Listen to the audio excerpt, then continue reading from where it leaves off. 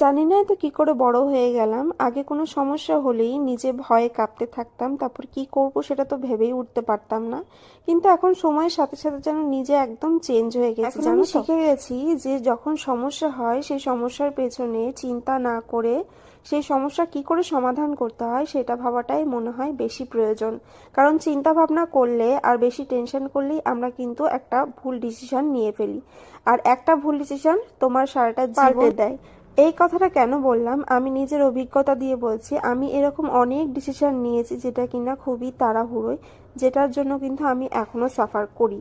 আর সেটা আমি দ্বিতীয়বার আর করতে চাই না। হ্যাঁ, আমি এখন অনেক খারাপ সিচুয়েশনের মধ্যে রয়েছি, অনেক চিন্তা ভাবনার মধ্যে রয়েছি, কিন্তু আমি কখনো চাই না এই চিন্তা ভাবনাটা আরো বড় পর্যায়ে চলে যাক।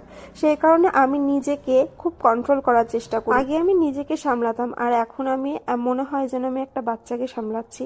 মানে সৈকত যখন কোনো টেনশন করে ও কিন্তু নিজেকে সামলে উঠতে পারে না, ও ঘাবড়ে এত টেনশন করে তোমরা কি বলবো, ও কিছুক্ষণের জন্য যেন থমকে যায়।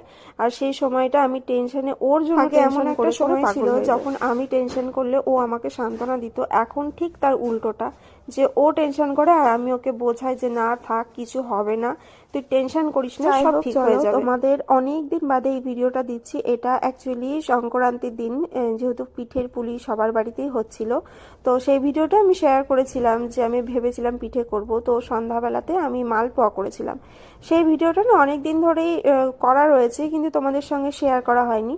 তো আজকে হঠাৎ দেখলাম, যেহেতু আজকে আমি বাড়িতে ও ছিল আর ছুটিই ছিল, আর শরীরটাও ভালো ছিল না কারোরই, সেই জন্য একটু রেস্ট নিয়েছি, কোনো ভিডিও আপলোড করা হয়নি আর ভিডিও করা হয়নি। তো সেই জন্য এই ভিডিওটা চোখে আসলো বলে তাই তোমাদের সাথে শেয়ার করলাম। সেদিনকে আমি না মালপোয়া বানিয়েছিলাম, কিন্তু আমি এর আগেও মালপোয়া বানিয়েছি, দেখতে এত সুন্দর হয়েছিল কিন্তু টেস্টটা জঘন্য ছিল। কিন্তু এটা কিন্তু পুরোই উল্টো হয়েছে, দেখতে যতটা খারাপ হয়েছিল খেতে কিন্তু তার ডবল ভালো হয়েছিল। আর এই মালপোয়াটা করে যখন প্রথমটা আমি তুলবো তখন তোমরা দেখতেই পাবে যে দেখতে কতটা বাজে মালপোয়া করে হয়েছিল। কিন্তু আমি একা খাইনি, আমি সৈকত তো খেয়েছি, সঙ্গে আমাদের নিচে যে দিদি থাকে সেই দিদিকে দেওয়া হয়েছিল, প্লাস আরও অনেকে খেয়েছিল। আর খেয়ে সবাই কিন্তু খুব ভালো বলেছিল। আমার নিজেরই এত পছন্দ হয়েছিল, তোমাদেরকে কি বলবো, এত সফট হয়েছিল আর খেতে এতটাই টেস্টি হয়েছিল যে আমরা দুদিন ধরে খেয়েছিলাম আর সবশেষে অনেকগুলো একটাই করেছিলাম। কথা, জীবনে যত বড়ই যুদ্ধে আসুক না কেন সেখানে লড়াই করতে হবে, জীবন মানেই যুদ্ধ। আর লড়াই না করলে জিততে পারবে না, তো লড়াই চালিয়ে যাও, আর জিততে তোমাকে হবেই, কারণ সত্যের জিত সবার শেষেই হয়। বাই।